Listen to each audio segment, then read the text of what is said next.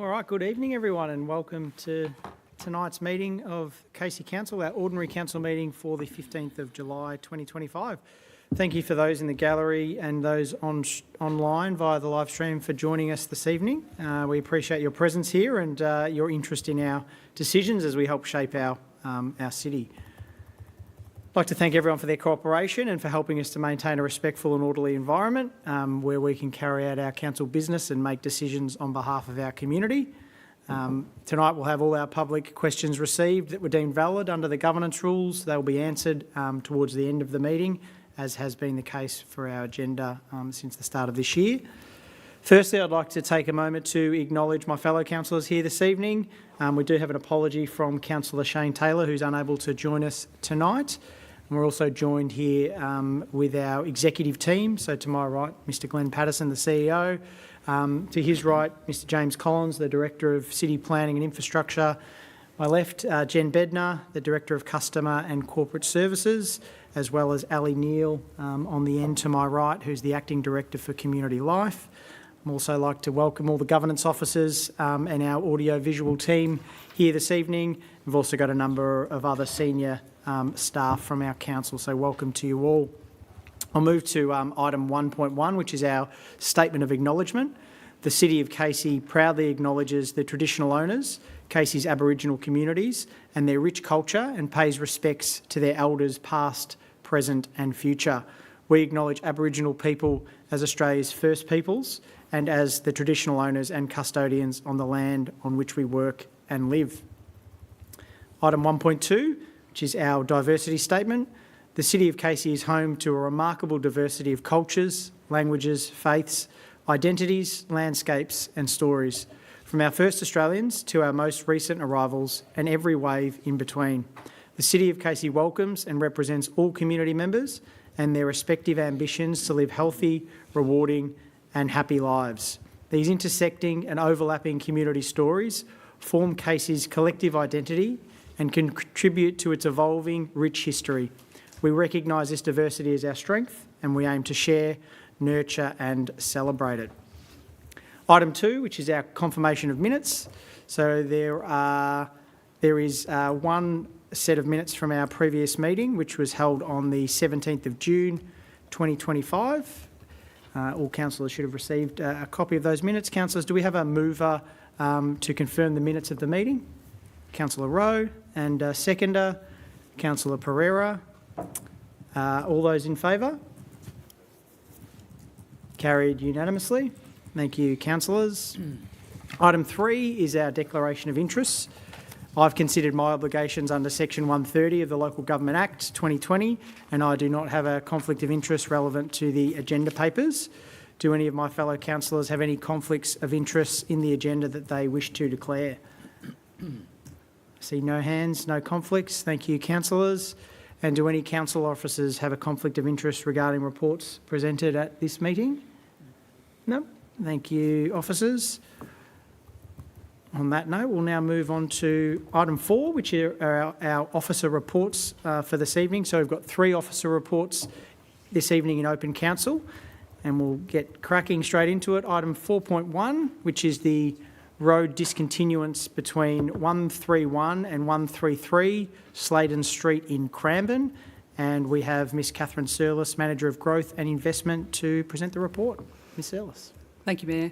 This report presents an opportunity to discontinue a small portion of road between 131 and 133 Sladen Street in Cranbourne. There is a bit of a historical nuance with the titling and issuing of titles for this site, that we need to go through a road discontinuance process in order to progress the matter of working with St Agatha's Church around the future tenure of the land. The process will require statutory notification if this recommendation is carried, in which case we'll be open for submissions to be made and they'll be heard at a future council meeting and a subsequent report. We look forward to working with the community and understanding if there are any concerns with this matter, and the church also, before we bring this back to council for a final decision. Thank you. Thank you, Ms Surlis. Councillors, do you have any questions for Ms Surlis? No questions? All right, we've got on the screen, you'll see a recommendation. Councillors, do we have a mover? Councillor Reeves. And a seconder? Councillor Ambros. Any councillors in opposition? No? All right, we'll go to the mover. Councillor Reeves, would you like to speak to the motion? Yes, please. Thank you. Thank you, Mayor. As the ward councillor for this area, I'm very pleased to support the council officer's report and support the moving of the motion. As a local, I'm fully aware of the traffic problems around this area, especially during school drop-off time in the mornings, and I would hope that this can lead to some resolution of those problems. Thank you, Mayor. Thank you, Councillor Reeves. And would you like to speak to the motion, Councillor Ambros? Yes, through you, Mayor. I would like to thank the officers for bringing through this report. I do believe in this sort of recommendation, especially considering that the land is no longer in active use and potentially could benefit the community and especially St Agatha's Church. So I'm looking forward to seeing what the future holds in regards to this land. Thank you, Councillor Ambros. Would anyone else like to speak to the motion? Councillor Rowe. Thank you, Mr Mayor. It's a pleasure to see that this is finally happening. When we were in the previous council, it was happening then, and it's taken a long time for the church to get its hands on this land, and you know, hands on the land is perhaps harsh. But it's something that piece of land will allow them to change some of their parking habits. And when you look back, and it's you're talking 5 council periods that it's been going that I know about. And the first week we got back in December, I got jumped and asked if we could have a look at doing it again and give them some assistance. So very pleased that it's happened, and it'll be great for the church. Thank you, Councillor Rowe. Would anyone else like to speak to the motion?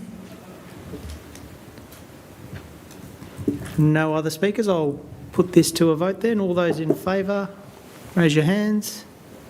Thank you, councillors. That's passed unanimously. All right, we'll move now to item 4.2, which is our next report, which is the Forward Works Program for naming and registration of council-owned reserves and community facilities. And we will refer back to Ms Surlis, the Manager of Growth and Investment, to present the report. Thank you, Mayor.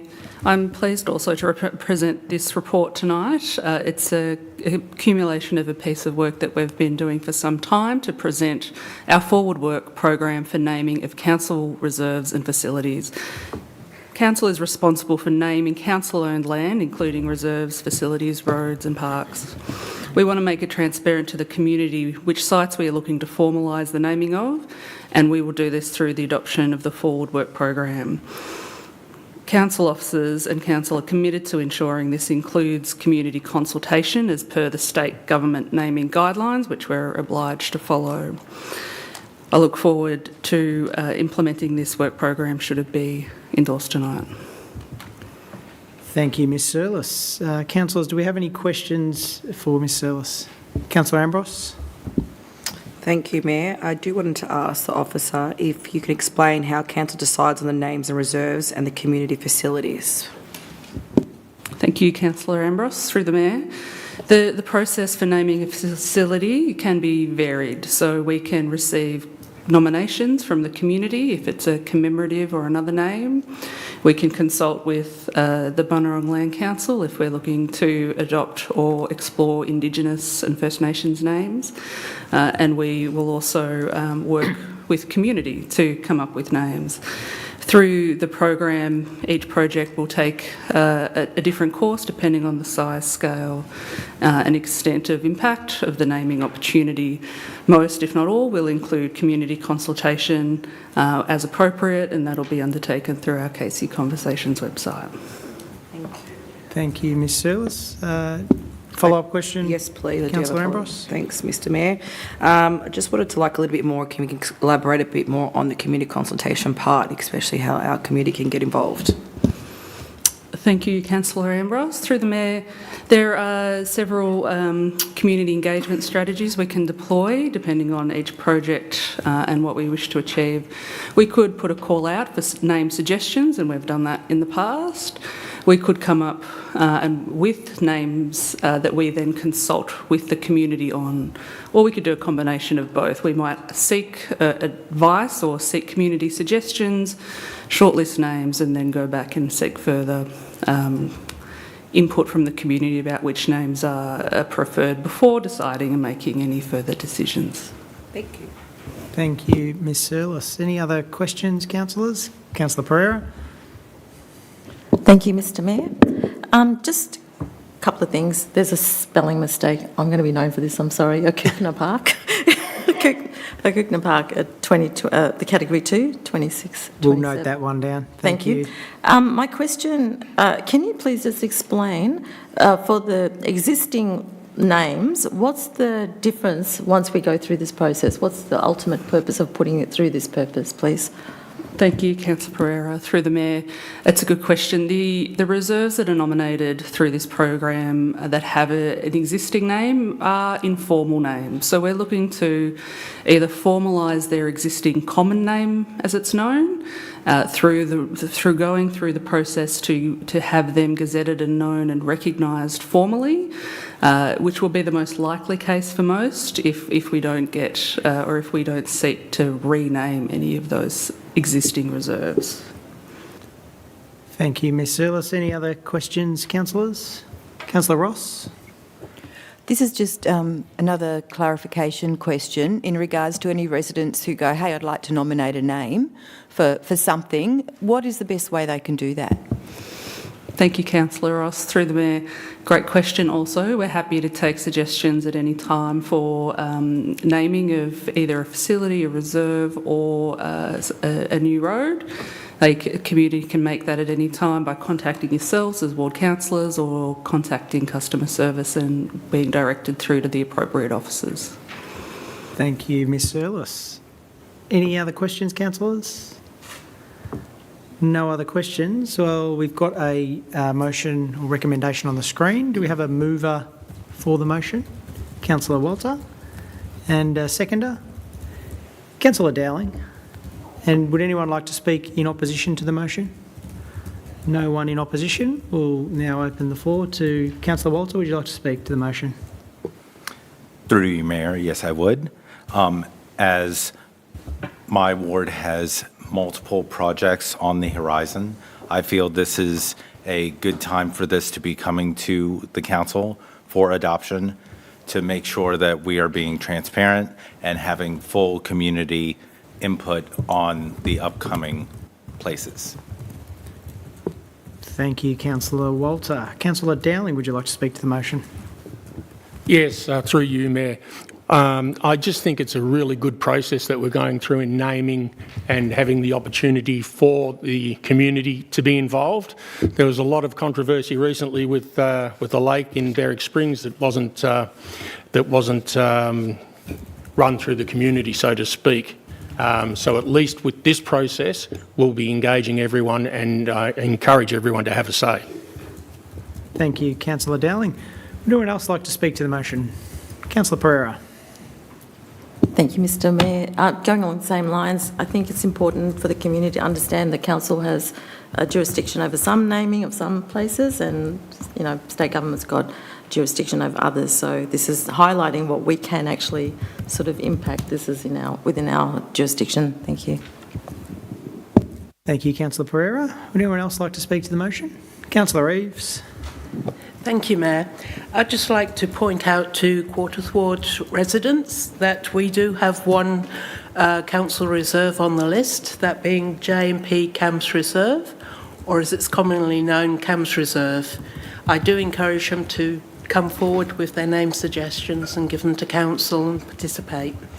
Thank you, Mayor. Thank you. Thank you, Councillor Reeves. Would anyone else like to speak to the motion? Councillor Dazon.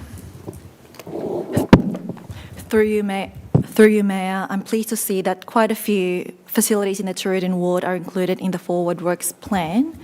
These spaces are incredibly important to our local community, and it's great to see them being prioritised. Echoing Councillor Dowling and Councillor Pereira, I'm pleased that the Works program ensures that the community will be consulted on naming proposals. This process promotes transparency and gives our residents an opportunity to put an input on naming our local facilities, which is great and I highly support. Thank you. Thank you, Councillor Dazon. Would anyone else like to speak to the motion? Councillor Ambrose. Through you, Mayor. Thank you very much. I just want people to note that it's on page 12 with the list of all the current facilities and reserves that are up there, and I can see that there is one in Calora as well, which is Rima Reserve, and I do remember that name as a child, so we'll see, looking forward to see if this will remain or what happens. So that's all. Thank you. That's all noting. Thank you, Councillor Ambrose. Any other councillors like to speak to it? No other speakers? I might make a little contribution at the end before we finish up on this item. So I'm really pleased to support this motion. I think what it does, and a few councillors have mentioned, it actually gives a bit of a forward plan so the community can see the assets that we own, that we're proposing to change names on.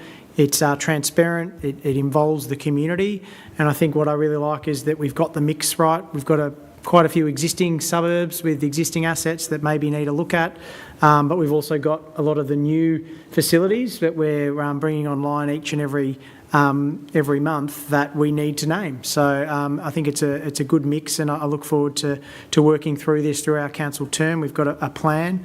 On a local note, I think it's really good that some of the suggestions have been driven by the community. So there's one in Doveton, Autumn Place Park, that's been proposed, a community name that's been put forward. I know there's strong sentiment in the community for this name, but we do need to have a process, and it's about going through that, and that's what this will do, and it will make sure we get the best outcome for our community. So I'll be voting in favour of this motion. Any further speakers? No other speakers? We'll put this to a vote. All those in favour, please raise your hand. Thank you, councillors. Carried unanimously. Excellent.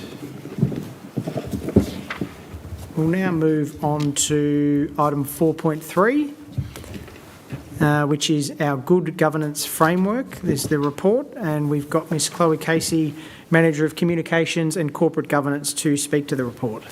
Good evening, councillors. This report presents the revised Good Governance Framework for council endorsement. The framework was originally written in 2021, and since that time has become a key document to support good governance practices across the organisation. Although not legislated, this framework is seen as best practice across the sector and enables our community to better understand the mechanisms and commitment to governance within the organisation across the 8 themes. The revised framework has been updated to incorporate governance themes out of the Shape Your City engagement report, as well as to replace some outdated governance practices with updated systems and processes that were identified through the review. The revised framework includes the following key changes: adding leadership and accountability, including council's case management function, adding transparency to the framework relating to council officer and councillors' decision-making, conflicts of interest and publicly available documents, adding internal systems, processes and culture for external and councillor communications, adding community engagement, updating the legislative requirements for publishing personal interest returns to the framework, adding a number of new review practices, including the document lifecycle framework monitoring, legislative compliance monitoring, delegation reviews, authorisation reviews and efficient administration, as well as including an all-staff requirement to ensure employees are proactive and aware of governance practices. We have included a copy of the current Good Governance Framework and the revised draft as attachments to the report. Thank you, Mayor. Thank you, Ms Casey. Councillors, do we have any questions for Ms Casey? Councillor Ross. Thank you, through you, Mayor. So, as you mentioned, the Shape Your City really emphasised the transparency is important to us as a community, as well as improving connection between the community and council. My question is more around how far this extends into general council good governance, particularly in terms of documenting the dates whereby documents go up, get uploaded to the website and/or are made publicly available. Thank you for your question. Through you, Chair. So the document lifecycle framework that is referred to in the Good Governance Framework, so that relates to all of the publicly endorsed frameworks and strategies and corporate documents for the organisation. So it oversees all the documents that are required to have legislative reviews and have a cycle of review that we need to maintain and track. So further to that, obviously that covers some documents, but not all the documents that are made publicly available. So is the intention that all documents that are made publicly available are dated? Thank you, Councillor. Through you, Chair. All documents that are created within the organisation are captured in our document management system, and that creates a record when they're uploaded into the system which has a date stamp so that we have a record of when the document was created. Ms Casey. So I understand that that's available internally, but in regards to transparency and communication with the general public, it might seem prudent that that information is available as well, perhaps in the footer of a document, so it's really easy to understand for the general public when a document has been created, so what version they're looking at and whether it's current or not, particularly as it's so easy in websites that things get outdated so quickly. Thank you, Thank you for that, Councillor Ross. I don't believe there was a question there, but I'll take that. Thank you. Thank you. Thank you, Councillor Ross. Any other questions, councillors? No other questions. All right, we've got a recommendation on the screen that the council endorse the revised good governance framework. Do we have a mover for the motion? Councillor Rowe. And a seconder? Councillor Dazon. Would anyone like to speak against the motion? No in opposition. On that note, we will go to the mover. So, Councillor Rowe, would you like to speak to the motion? Or if you could put your microphone on. Thank you. Not used to pressing buttons. It's a good project, this, to make sure that everything's dated and in the right places, and it's just another step forward for the council since we've got on board. Thank you, Councillor Rowe. Councillor Dazon, would you like to speak to the motion? Through you, Mayor, I support the update and endorsement of the Good Governance Framework as it reflects, as mentioned earlier by Ms Casey, the key themes identified by our community through the Shape Your City engagement. The revised framework, in my view, aims to enhance integrity, effectiveness and transparency in how we operate as a council, and that is exactly what our community expects and deserves. Thank you. Thank you, Councillor Dazon. Would anyone else like to speak to the motion? Councillor Reeves. In my ward, we had Operation Sandown. Thank you, Mayor. Operation Sandown was centred in my ward, Quarters Ward, and I ran on the need for good governance in my ward. I'm very happy to see this framework being implemented and that it's based on best practice. I feel more confidence with council now. Thank you. Thank you, Councillor Reeves. Would anyone else like to speak to the motion? Councillor Ambrose. Through you, Mr Mayor, I did want to highlight in the report, thank you to the officers for putting it together, that, you know, there's supports a continuous training and good governance awareness, which is, I think, is good in shaping us as councillors and making sure that we know how to get the support required, and also if training is required, we can get that ongoing support during our term. So it emphasises transparency and leadership and also accountability. So I do endorse this good governance, so thank you. Thank you, Councillor Ambrose. Would anyone else like to speak to the motion? Councillor Pereira. I mean, I have to say something. It's an important piece of work, but I won't labour on about it. Obviously, this is an excellent piece of work. It's much more fleshed out. this is something this council, I've observed the councillors, the new group of councillors holds in high regard, that we want to act with the highest integrity and follow a good process, and we're setting the bar really high, and I hope everyone notices that. So yeah, well done to the officers. Thank you very much. Councillor Pereira. Anyone else like to speak to the motion? Councillor Ross. Thank you, Mayor.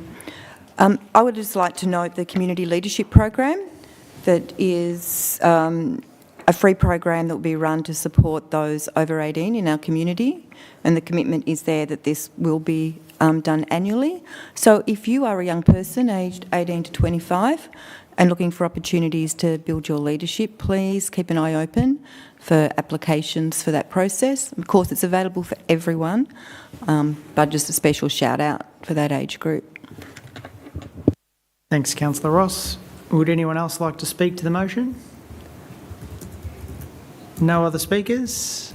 I'll make a short contribution. Look, I'm supportive of this motion. I think it's a really strong document. As a number of councillors have mentioned, one of our real focuses as a new council has been on governance and transparency, given the challenges we've faced in the past. And this is it's quite a dense document, but it's an important document that we've worked on and gone through as a group.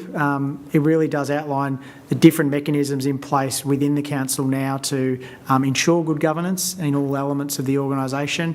It's something we'll review regularly, and I think it's good to have it in one space so the community can have confidence in the work that we do, in the work that officers do.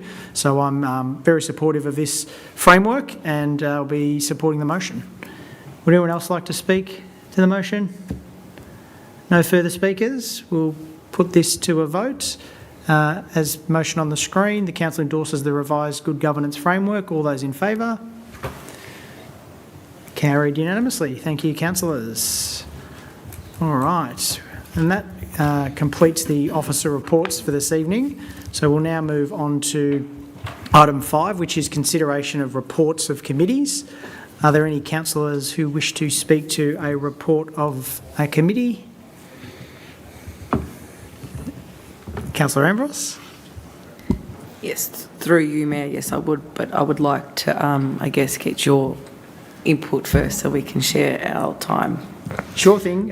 Thanks, Councillor Ambrose. So Councillor Ambrose and I did attend a conference last month in June, the National General Assembly of Local Government. So it's an annual conference held in Australia where all councils from across the whole of the country send representatives and come together to debate motions and talk about things at the national level that impact on local government, because obviously the work that we do as councils is very much dictated and influenced by both state and federal government. So it was a great opportunity for the Deputy Mayor and myself to attend. It was a busy few days, but it was certainly worthwhile. This was the first time in 5 years that Casey Council's had a representative there, and I must say it was noted by quite a few councils that we were back, that we had a presence, and I think that was a really positive sign to see that our council was again at the table. We've got representation back and at all levels, so it was I think it was a worthwhile opportunity. We got to network and work with a number of our neighbouring councils, but also councils similar to ours across the country, councils who are in large growth areas who share similar challenges with us. So it was a great chance to meet and speak with their leaders. I guess the bulk of the activity was undertaken in the conference room, where there was all councillors were on the floor. All councillors, I should say, were on the floor and got to vote on different motions that direct the advocacy of local government at a national and also at a state level. So it was quite an experience, and we got to see a lot of that taken and then vote on behalf of our council, which was positive. I think some of the key themes that the Deputy Mayor and I took out of it when we debriefed was the importance of infrastructure maintenance. I think we've all seen that in our community, but it's an ongoing issue that other councils face And housing was one of the other major concerns that we all share, I think, as local government representatives, and there's a lot of advocacy going on, particularly at a national level now, around how to unlock housing and the role of councils in that. So that was a welcome discussion. And the last one, I think, of the key 3 points that we took out was that of financial sustainability. We know the challenges that local government is facing, not just us, but across the state and the country, around cost shifting from different levels of government, and around the challenges of our rate base meeting the needs of our large growing communities. So there was some really good discussions and motions around that will inform the work of local government and our advocacy bodies over the next 12 months. So overall, it was a really positive event, and I'm glad we were able to attend. We also had a number of side meetings with different organisations and alliances that as a council we can now start engaging with now that we've got councillors back. So it was a really positive couple of days. I might leave it at that. I'm not sure whether, Deputy Mayor, if you'd like to add anything to the contribution. Yes, through you, Mayor, yes, I would. I just would like to thank the Council for the opportunity to represent the City of Casey at the recent gathering. The experience offered valuable insights across various departments and allowed a meaningful connection with other councillors from across Australia. Our presence was positive, acknowledged, reinforcing the leadership role Casey plays in many areas of local government. A standout moment for me was when Her Excellency, the Governor-General, remarked on the impressive scale of our council and the high standard of our facilities. She fondly recalled her visit at Casey Fields back in 2017 to visit the women's AFL match, which was Melbourne versus Brisbane Lions, and another reflection of our community's commitment to inclusiveness and excellence. Thank you. Thank you, Deputy Mayor. So, yeah, I think that probably summarises our committee report.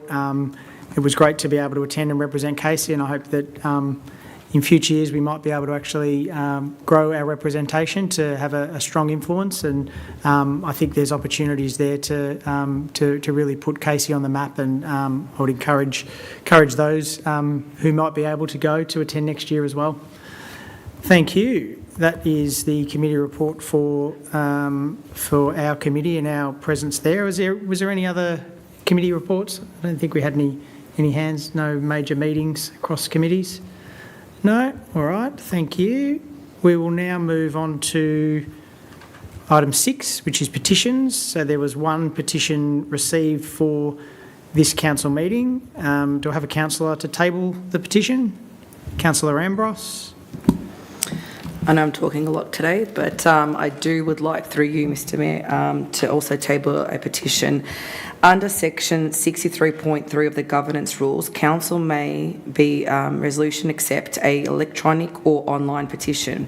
We have received a petition for the Dufton Pool Kids Slides and Pool submitted by Joshua Alswood, signed by 2,138 valid signatories. As this has been received as an electronic petition, which does not allow its signatories' email details to be disclosed, I would still like to raise this as a motion to accept this petition by council resolution, so that it be formally received by council as required under the governance rules. I also like to provide the recommendation that the petition be referred to the CEO to respond to the head of petitioner and provide responses to the matters raised in the petition. Thank you, Councillor Ambrose. Noting that under the governance rules, so we will require a motion for this. So do we have a mover and a seconder for that recommendation as on the screen? Councillor Walter moving, and seconder, Councillor Rowe. Would you like to speak to the motion, Councillor Walter? Through you, Mayor, yes, I would. I believe that any form of community voice is valuable, especially petitions, as they show passion in our communities, and we should hold those to account. And so that's why I'm going to motion to adopt this. Thank you, Councillor Walter.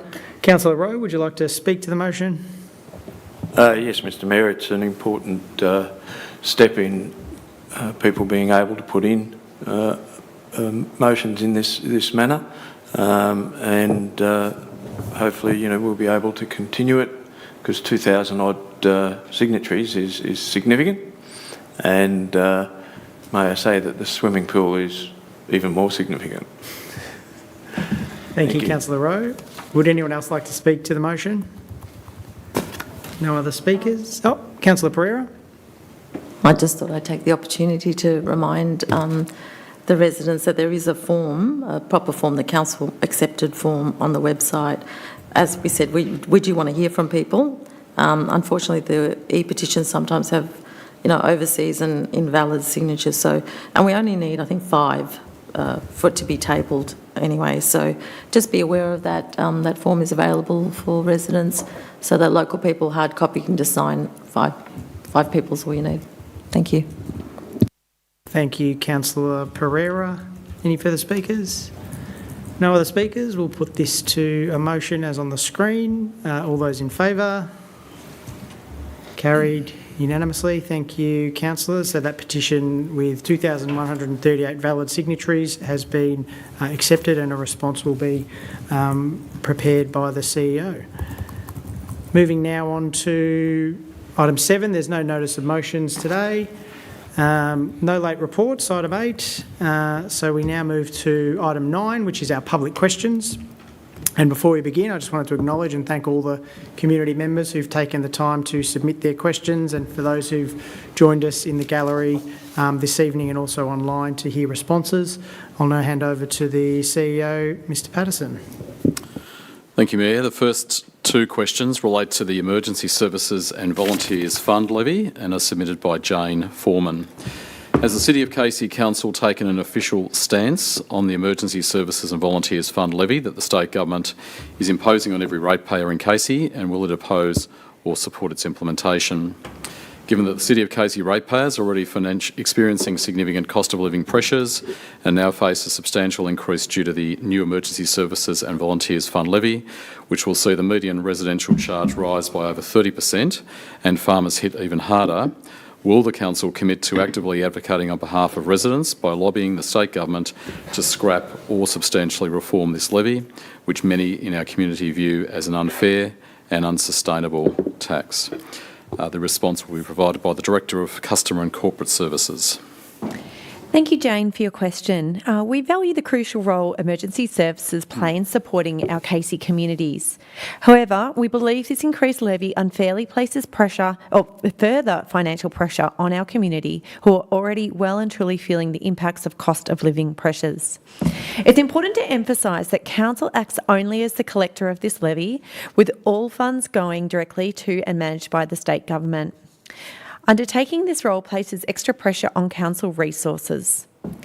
The Municipal Association of Victoria has sought legal advice and have advised that councils are obliged to collect the levy on behalf of the state government. The City of Casey is working with the Victorian State Government and other stakeholders, including the MAV, to ensure a smooth implementation within our community. The next question is submitted from Jackie Rogers about Ramla parking congestion.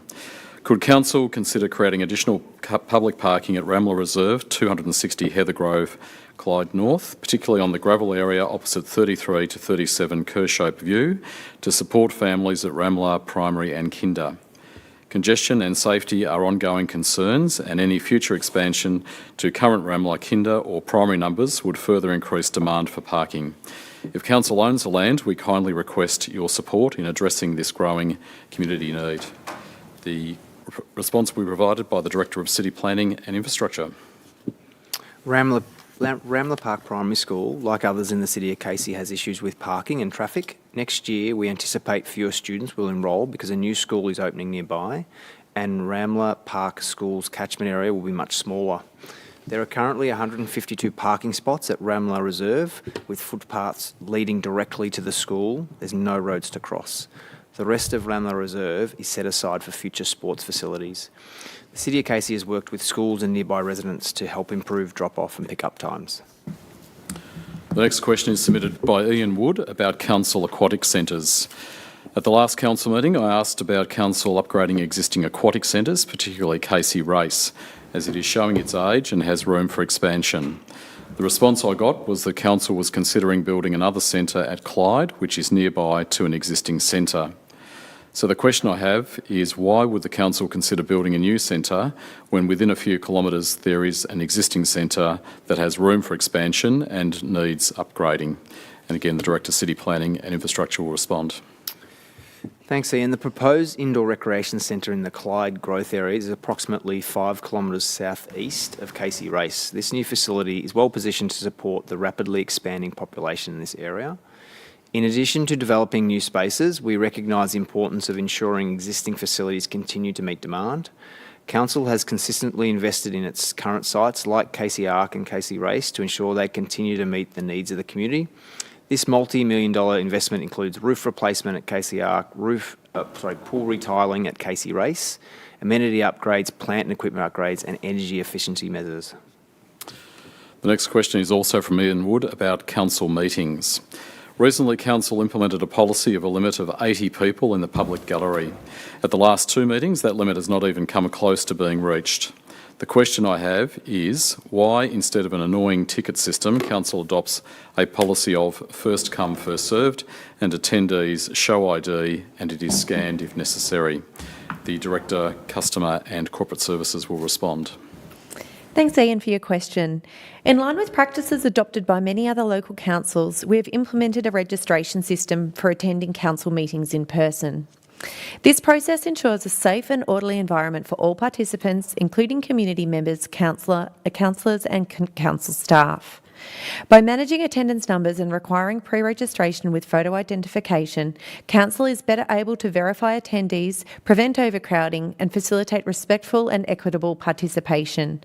We are continuing to review and adjust this process to ensure that residents are making valid registrations to attend. The next question is from Anthony Jazone about the Tooradin Recreation Reserve Master Plan. The Tooradin Recreation Reserve Master Plan was first endorsed in 2015 and scheduled for review every 4 years. It was last reviewed in 2021. Given the committed upgrade investments by the Council in the skate park, car park and pavilion, when will the Master Plan next be reviewed with community consultation to ensure residents get the most benefit from these upgrades? And the response will be provided by the Director of City Planning and Infrastructure. A review of the master plan will commence this financial year. Engagement with tenant clubs and the broader community will occur as part of the review process. Council is delivering upon the adopted master plan for Tooradin Recreation Reserves. Upgrade to the football, cricket, netball pavilions are commencing in 2025 to deliver improved facilities for reserve users. Community engagement is currently open for the skate park upgrade and it closes on the 3rd of August 2025. Next question also from Anthony Jazone about the Cranbourne Hub project. What community engagement and consultation will there be by Council for the report to be received in 2026, detailing additional capital investment arising from an investigation of pedestrian connectivity, parking and any other amenity upgrades that will support accessibility in proximity to the Cranbourne Hub site at 1 to 3 Lyle Street, Cranbourne? And again, the City Planning and Infrastructure Director will respond. Thanks, Anthony. This project is currently in the initial scoping phase, which includes identifying any specialist advice that may be required. Community consultation will be developed alongside this work with further information regarding engagement opportunities to be provided. Please continue to monitor the Cranbourne Hub project page on Casey Conversations for updates. The next question is from Gillian Nambu about decrease council road speed limits. On average, 2% of school crossings in Casey are unmanned. Road fatalities and injuries are at a record high in Victoria this year. Could the Council urgently implement lower speed limits near all schools on Council-managed roads and advocate for lower speed limits on Vic Roads managed roads? Let's act before a child dies. Maybe we can consider lowering speed limits on all roads and introducing more bike lanes that also have safety guards, especially on our new or soon-to-be upgraded roads. And the Director, City Planning and Infrastructure will respond. Thanks, Gillian. Council is improving road safety near schools with lower speed limits, supervised crossings and better paths. Some school crossings may be unstaffed at times. High-risk sites are prioritised. Speed limits follow Department of Transport and Planning guidelines, and any changes on council or state roads must be approved by DTP. All schools in Casey have reduced school speed zones or are being reviewed to introduce them. Children under 12 can ride on footpaths. Council, DTP and the development industry are working together to build a connected network of shared user paths along major roads. The next question is from Giovanna Dianabla about governance and oversight. Why does the Council continue to delegate public decision-making authority to unelected administrators and the CEO, bypassing community consultation and councillor scrutiny? And the Director, Customer and Corporate Services will respond. Thank you, Giovanna. The Local Government Act 2020, Section 11(1) grants Council the power to delegate its functions to the CEO, with Section 47 allowing for the CEO to further delegate these powers, functions and responsibilities to staff or community asset committees. As such, Council maintains a suite of instruments of delegation. These instruments operate in a tiered fashion. Once delegated, decisions made by officers under these instruments are deemed to be decisions of Council and are binding in the same manner as decisions made at Council meetings. Council delegate administrative, operational or routine decisions within the confine of these instruments of delegation, which enables our councillors to focus on more strategic matters in line with their role requirements outlined in the Local Government Act 2020. The use of delegated staff who are qualified professionals and specialists in their fields ensures that we are executing decision-making appropriately in line with the relevant legislation. Council policies, such as the Community Engagement Policy, guide parameters for when consultation is to be undertaken in respect to decision-making. The next question is also from Giovanna Dianabla, and it's about breach of open meeting requirements. Several high-impact matters, including financial contracts and infrastructure discussions, were placed into a confidential session, despite legislative requirements that meetings must be open to the public unless specific, justified exemptions apply. No justifications were publicly provided. How does Council reconcile these actions with its obligations under the Local Government Amendment, Governance and Integrity Act 2024 and Section 66 of the 2020 Act, requiring openness in governance? And again, the Director, Customer and Corporate Services will respond. Council staff are unfamiliar if you are referring to a specific matter. Generally speaking, though, under Section 66 of the Local Government Act 2020, Council meetings must be open to the public unless a specific exemption applies, such as discussion of confidential information. If a meeting is closed, Council is legally required to record and publish the reason for doing so. The Local Government Amendment, Governance and Integrity Act 2024 strengthens these transparency obligations, reinforcing the need for clear justification and proper documentation when matters are considered in confidence. We believe we have considered our obligations under both acts and have considered closed Council meeting items appropriately. Council remain committed to ensuring transparent decision-making, and as such, we will continue to review our procedures to ensure full compliance with the legislative requirements. If you are seeking information relating to a specific matter, please contact Council's Governance Department. The next question is from Peter Duncanson about rates, land and developer policies. Are developer contributions being used to offset community service funding, and what accountability exists for how those funds are spent, and where can that information be viewed in the financial reporting? The Director, City Planning and Infrastructure will respond. Thanks, Peter. Council manages development and infrastructure contributions and prepares associated financial reporting in accordance with relevant legislation. The state government prepares most contribution plans and may publicly exhibit draft plans to the community. Contributions must be spent on detailed, specific infrastructure projects such as roads, intersections, community centres and sports reserve identified in each contributions plan, and cannot be spent on other infrastructure items or operational service provision. Council must report on its management of contributions annually to the Minister for Planning. This is also incorporated in Council's annual report adopted each October. And the final question is from Peter Duncanson also about smart city surveillance and consent. The expansion of smart city infrastructure appears to lack community disclosure, informed consent and clear data protection or opt-out measures. What specific technologies are being used? What privacy safeguards are in place? Has the Council consulted residents on data collection, storage and third-party use? And how does this comply with Australian privacy laws' consent requirements? I will provide that response, which is that the City of Casey's Smart City program was developed in partnership with the community through a community engagement process in 2025 and is supported by a community reference group. Council has a privacy policy that is available on the City of Casey website and which articulates how we collect, store, use and disclose personal information of individuals and data. This policy is applied to our smart city infrastructure and ensures full compliance with Council's obligations under the Privacy and Data Protection Act 2014 and the Health Records Act 2001. And that concludes the questions. Thank you, Mayor. Thank you, Mr Patterson. And on that, we'll move now to our final items on the agenda. So item 10, there's no urgent business. Item 11, there's no closed council. And on that note, I will close this council meeting, officially declare the council meeting closed, and thank members of the public for joining us here this evening, and for those of you joining us online, thank you and have a nice evening.